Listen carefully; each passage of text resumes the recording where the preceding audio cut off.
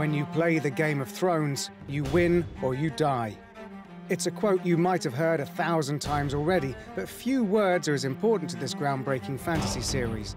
What started out as award-winning books by George R.R. Martin is now so much more. It's a hit TV show, a best-selling board game, and obviously some video games as well. The first attempt, back in 2012, was by French developer Cyanide, and it was meh. Now a good developer is taking a turn, Telltale Games, the same team behind the brilliant episodic point-and-click Walking Dead adventure game. So of course, we're excited. But how do we feel now we're one episode in? This is Iron from Ice.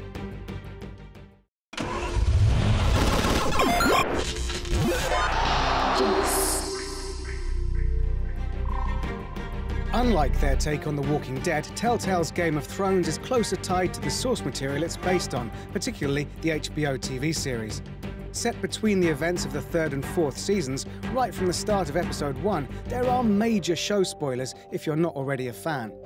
Of course, to take this meanwhile-y approach, Telltale have had to focus their story on characters who aren't that important. Namely, 3 children of House Forrester, loyal banner men of main series protagonist House Stark. Taking control of each in turn, you'll get to spend time in different famous locales like King's Landing, the Twins, and the North, all while brushing elbows with important characters like Ramsay Snow and Tyrion Lannister.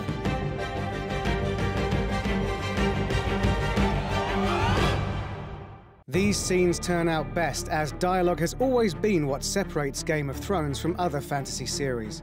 Yes, it's a world of knights and dragons and ice monsters, but more time is spent on political negotiations, philosophical discussions, and old-fashioned family drama.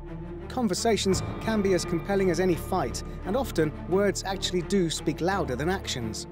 This all makes Telltale's point-and-click and chat formula a perfect fit for the material. As in the likes of The Walking Dead and The Wolf Among Us, gameplay is mostly dialogue trees with a timer, with several world-altering choices dotted in along the way. What Game of Thrones adds is a layer of skepticism. Anyone who knows this universe knows that honourable, honest folk don't usually do so well in the world of Westeros, and Telltale turn that doubt into a palpable fear of betrayal.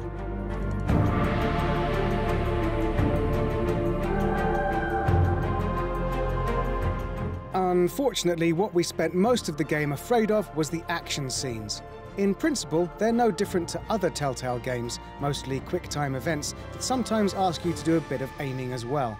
The difference is, you're not using guns here, you're using swords, and that makes these moments awkward and clunky. Fortunately, these are all front-loaded, with the episode moving into almost pure conversation for its second half. But that has the downside of making the episode feel lopsided. This feeling of frustration extends to the game's presentation as well. The world is an authentic, stylized recreation of the HBO series, with all the right voice actors and costume designs you'd expect. Unfortunately, the usual technical hiccups and bugs that plague Telltale's work are here throughout, with backgrounds literally pulling apart at the seams, frequent slowdown, and a couple of times even crashing.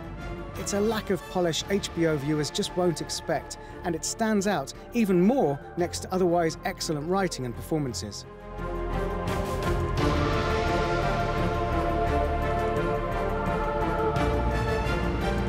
For fans, that's what really matters about Telltale's Game of Thrones, and for us, that's why this first episode ultimately succeeds. It feels authentic, true to both the show and the developer it spawned from. Technical bugs and some awkward pacing do bring the experience down, but if you're a fan, let's face it, you've already won.